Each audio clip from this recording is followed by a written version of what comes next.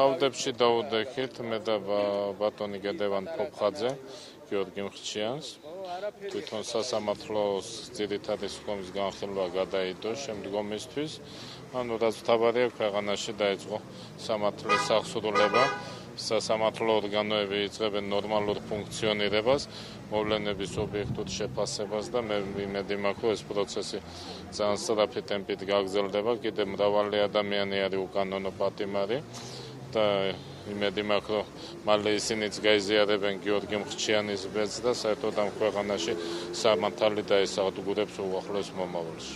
შევაფასებ ძალიან დადებითად, იმიტომ რომ თავიდანვე ეს ძალიან დიდი უსამართლობა გიორგი მხრჩიანი მარტო იმიტომ იყო დაკავებული რომ ის მან თავისი კუთვნილი შენობა ქართულ ოცნებას საოფისე ფართად მიაქირავა ახალქალაქში და ეს უსამართლობა რომ მთავრდება ეს ადამიანები გათავისუფლებული და მთლიანად ამ სისტემაში დამოკიდებულება ესეთი შემთხვევების მიმართ შეიცვალა და პოლიტიკური დევნა დამთავრდა ეს არის უკვე იმის ნიმუში და იმისი და დასტური რომ ჩვენ ახალ საქართველოში სხვა საქართველოში ვიწყებთ ცხოვრებას.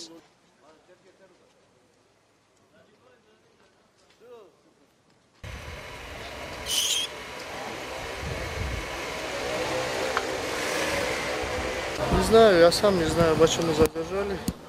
Обращение как политически вроде бы нормально. Вроде бы. А так, если не политически, вряд ли там кто-то может выжить.